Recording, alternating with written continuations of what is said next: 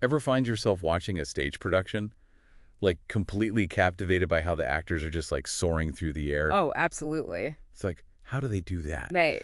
Today's deep dive, we're going behind the scenes of these like awe-inspiring moments. Yeah. Really going to uncover the world of performance flying directors. It's a fascinating field. Yeah. People see these spectacular results on stage, right? Yeah. The actors up there defying gravity, but no one really thinks about the expertise that's making it all happen so seamlessly and safely.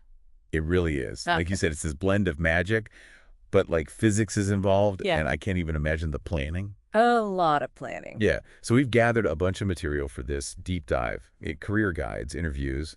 We even looked at some AI-generated comparisons. Uh-huh. And our mission is to unpack what a performance flying director actually does. Because it's got to be more than just strapping someone into a harness and saying, like, see ya. It is definitely more nuanced than that.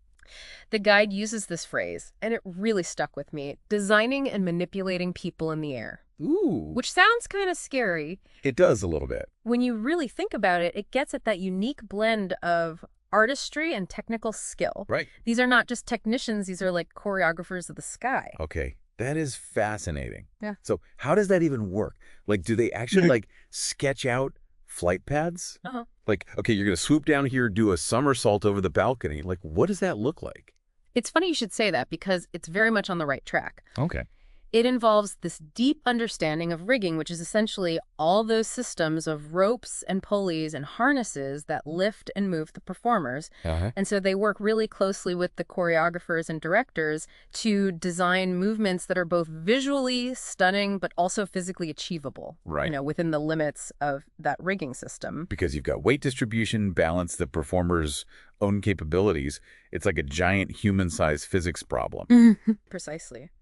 And speaking of physics, you can't forget the elephant, or rather the acrobat in the room. Okay. Safety. Right. You're dealing with real people suspended high above the stage. Yeah. A single miscalculation could have disastrous consequences. No pressure, right? Like, it makes you realize it's not just about creating that sense of wonder. It's also ensuring everyone comes back down to earth in one piece. Absolutely.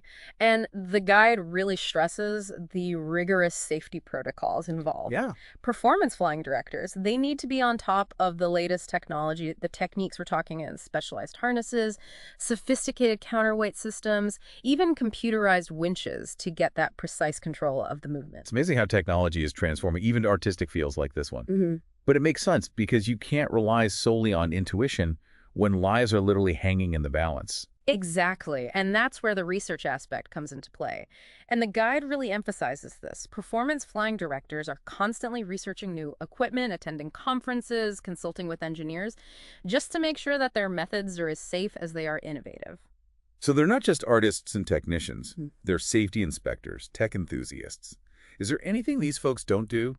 Well, they probably leave the acting to the professionals. Okay. But you're right, it requires a very diverse skill set. Yeah. And it's not just about technical know-how. The guide highlights the importance of coordination, a whopping 59%. Well, I can see why you're talking about coordinating with the director, the choreographer, Mm-hmm. the lighting and sound crews, not to mention the performers themselves. It's like orchestrating a very complex, very high-stakes ballet. A very apt comparison. Uh, And then there's the need for on-the-spot problem solving. oh, yeah. The guide lists critical thinking at 57% importance. Oh, wow. Because, let's face it, live theater, Right. things don't always go according to plan. I can only imagine a costume malfunction at 30 feet in the air. Talk about a wardrobe crisis. Exactly. So a performance flying director needs to be able to think on their feet, adapt to those unexpected situations, and potentially even modify flight paths mid-performance to ensure safety. Wow. So they need the nerves of steel of an air traffic controller, but like the creative flair of, well, a flying director. It's a very specific skill set. Speaking of which, how does one even become this master of aerial artistry? Well, it's not as straightforward as getting a pilot's license, that's for sure. Okay. But the guide does outline a career progression, Okay. starting with those entry-level positions, like assisting. So fetching carabiners and untangling ropes. Yeah. The glamorous life of a flying director in training. You might have to start there. Okay. But over time, you gain experience, work your way up to designing rigging setups, eventually leading your own team. Okay. There's even a senior performance flying director level. Ooh, senior level. Does that come with like a special flying helmet or something? Maybe not a helmet. but definitely a lot more responsibility. Okay. At that level, it's not just about your own technical skills, it's about leadership mentorship, passing on your knowledge to that next generation of flying enthusiasts. So the career path kind of mirrors that of many fields, right? It You does. start with the basics, hone your skills, Hmm. and eventually you're the one guiding others. Though I'd imagine the learning curve in this profession is a bit steeper than, say, accounting. To say the least. But like any specialized field, it's that combination of passion, dedication, and a willingness to learn from those experienced mentors that helps you truly excel. And maybe a healthy dose of not minding heights. Right. But let's be real, this job isn't for everyone. It's not for everyone. It's got to be a specific kind of person who thrives in that high-pressure, high-stakes environment. What do you think? You are spot on. Let's delve into some of the pros and cons that the guide highlights, because while the idea of like sending people soaring through the air sounds thrilling, there's got to be a downside, right? Besides the whole like don't mess up the physics or someone could get hurt thing. Right? Besides that small detail, what are we talking about? Well, the guide doesn't sugarcoat the high risk aspect of it. Right. It's physically demanding, not just for the performers, but for the crew as well. Oh, yeah. And, the margin for error is slim, to say the least. And I'm guessing the job market isn't exactly overflowing with make people fly safely specialist openings. Another very good point. Yeah. The guide lists limited job opportunities as a definite con. Right. It is a niche field. Yeah. So, yeah, that competition for those coveted positions can be fierce. But on the flip side, imagine the productions you'd get to be a part of. Broadway shows, Cirque du Soleil, maybe even those like epic superhero movies that everyone's obsessed with. Absolutely. The opportunity to work on those high-profile, visually stunning productions. Right. That is a major draw for a lot of performance flying directors. Yeah. It's a chance to be part of something truly magical and memorable. Okay, so maybe you're trading job security for the chance to make like theatrical history. It's a trade-off. I don't know. Sounds like a fair trade to me. Yeah. But you know what always gets me are like the details that most people wouldn't even think about.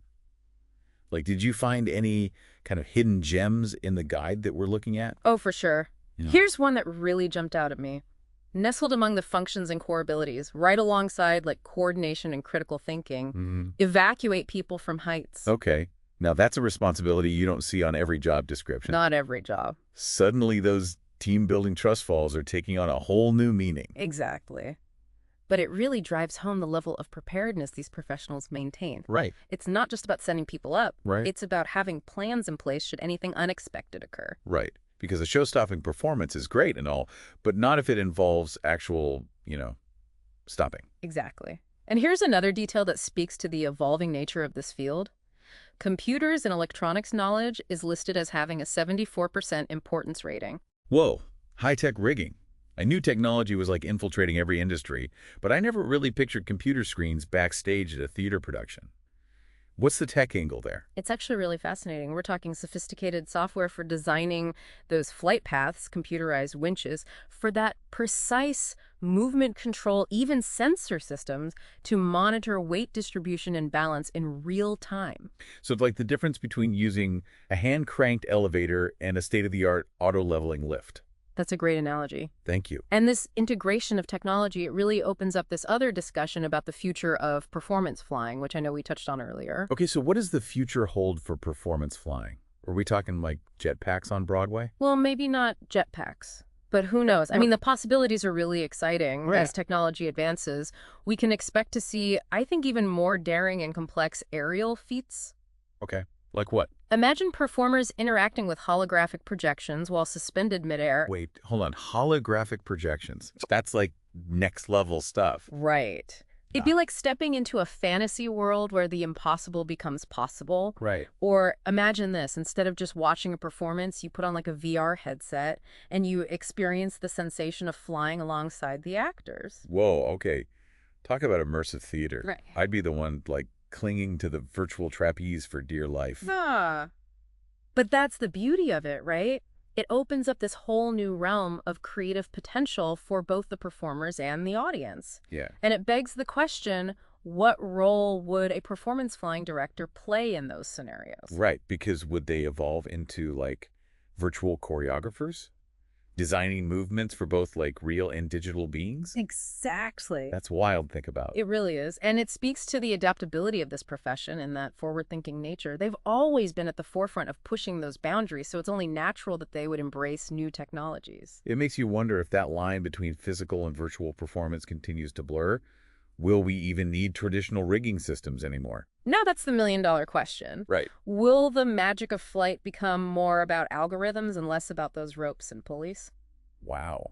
It's definitely something to ponder. We've gone from the physics of flight to the philosophy of it. We have. We've covered a lot of ground, so to speak, in this deep dive. We really have. We've explored that unique blend of artistry, technical expertise, and unwavering commitment to safety that defines a performance flying director. And we've even dipped our toes into that exciting and perhaps slightly dizzying future of the field. So the next time you find yourself like captivated by a breathtaking aerial performance, just take a moment to appreciate the unseen hands and minds that make that magic happen. They're the architects of wonder, the guardians of gravity, and the choreographers of some of the most unforgettable moments in theater. Yeah. And who knows, maybe they're already dreaming up those holographic projections and virtual trapeze acts as we speak. Until next time, this has been The Deep Dive.